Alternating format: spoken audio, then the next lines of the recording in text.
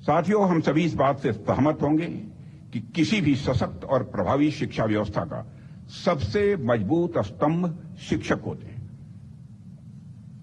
वर्ष 2018 में प्रकाशित एक रिपोर्ट के अनुसार, और रिपोर्ट को जब मैंने देखा तो मुझे खुद भी आश्चर्य हुआ।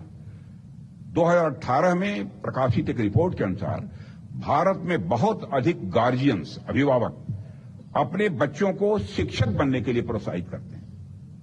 मैं पहले नहीं सोचता था, लेकिन उस रिपोर्ट में यह बात कही गई, और जो रिपोर्ट पब्लिश हुई है उसके अनुसार भारत में 54% लोग चाहते हैं कि वह अपने बच्चे को टीचर बनाएं। इसका कारण स्पष्ट है। भारत में शिक्षक को सदैव सम्मान की दृष्टि से देखा जाता है, यहां तक कि उनकी तुलना अच्छे बहुत शिक्षक होते हैं तो उनसे भगवान से भी की जाती है। मेरे छात्रों, भारत में सबसे बड़े सामाजिक परिवर्तनों के जनक शिक्षक रहे हैं, इसे हमें नहीं भूलना चाहिए। शिक्षक का गुण देश मत देखो, शिक्षक के प्रति एक सम्मान का भाव होना चाहिए।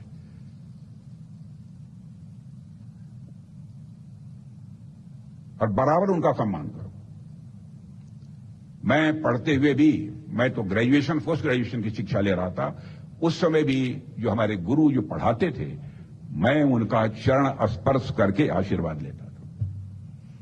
आपको आश्चर्य होगा, शिक्षा मंत्री बनने के बाद जब उसी शिक्षण संस्था में मैं चीफ गेस्ट बनकर गया, तो जिन टीचर्स ने मेरा क्लास लिया था, शिक्षा मंत्री रहते हुए और भारत का गृह मंत्री रहते हुए भी उन टीचर्स का पैर छू कर मैंने आशीर्वाद लिया। जीवन में संस्कारों का बहुत महत्व होता है। बच्चों के अंदर किसी भी प्रकार से ईगो की भावना पैदा नहीं होनी चाहिए, गुरूर नहीं पैदा होनी चाहिए। जो झुकता है वही उठता है। यही हमारी परंपरा है और यही हमारी शक्ति है। जब समाज शिक्षक को सम्मान देता है तो शिक्षा राष्ट्र निर्माण का स्वाभाविक रूप से वह माध्यम बनती है। इसलिए शिक्षकों को सशक्त, सक्षम और स्वायत्त बनाने के लक्ष्य को राष्ट्रीय शिक्षा नीति में एक महत्वपूर्ण स्थान दिया गया है, क्योंकि हमारा मानना है कि सशक्त शिक्षक सशक्त भारत के माध्यम में। और साथियों, भारत में शिक्षा केवल पाठ्यक्रम और परीक्षाओं तक सीमित नहीं रही है। हमारी शिक्षा प्रणाली वेदों की मौखिक परंपरा से लेकर नालंदा और तक्षशिला जैसे विश्वविख्यात विश्वविद्यालयों तक आत्मबोध, जिज्ञासा और समाज निर्माण की यह यात्रा रही है। और आप जानते हैं, किसी भी राष्ट्र का भविष्य उसके विद्यालयों और विश्वविद्यालयों की कक्षाओं में ही आकार लेता है।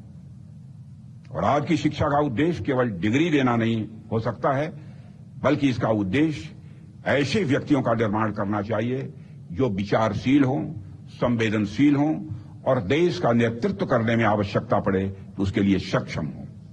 और साथ ही साथ ऐसी शिक्षा होनी चाहिए कि हम उस व्यक्ति को, उस छात्र को ऐसा बना सकें कि वह कुछ न कुछ समाज को कंट्रीब्यूट कर सके। इसी सोच को दिशा देने के लिए नई राष्ट्रीय शिक्षा नीति बनाई गई है। और यह नीति रोट लर्निंग जिसे रटंत विद्या कहते हैं, से आगे बढ़कर multi disciplinary education, critical thinking और इनोवेशन पर बल देती है। और इसका उद्देश्य ऐसे युवा तैयार करना है जो समस्याओं से डरे नहीं, बल्कि उनका समाधान खोजें, जो भारत की प्रगति के सिर्फ सहभागी ही नहीं है, वह उसके वाहक भी बने। यह मैं आप सबसे अपील करना चाहता हूं।